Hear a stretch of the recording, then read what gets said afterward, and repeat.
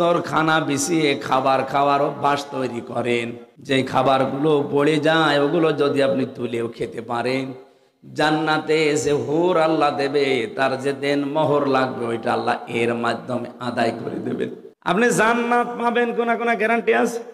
অথচ নবীজি বললেন, যারা দস্তরখানায় পড়ে যাওয়া খাবারটা তুলে খেতে পারে, এই মানুষগুলো জান্নাতে যে হুরের সাথে বিয়ে হবে, এর দেন মোহর এটা আদায় হয়ে যাবে।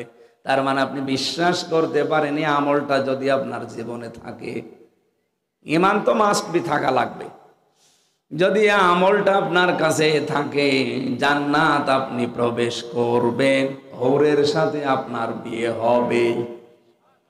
যদি আপনি এই দস্তরখানা বিছিয়ে খাবার খাওয়ার অভ্যাস তৈরি করেন, যে খাবারগুলো পড়ে যায় ওগুলো যদি আপনি তুলেও খেতে পারেন, জান্নাতে যে হুর আল্লাহ দেবে, তার যে দেন মোহর লাগবে ওইটা আল্লাহ এর মাধ্যমে আদায় করে দেবেন।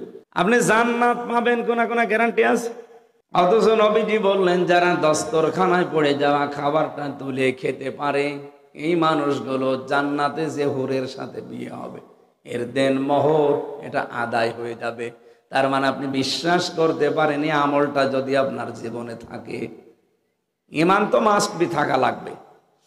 যদি এই আমলটা আপনার কাছে থাকে, জান্নাত আপনি প্রবেশ করবেন, হুরের সাথে আপনার বিয়ে হবে।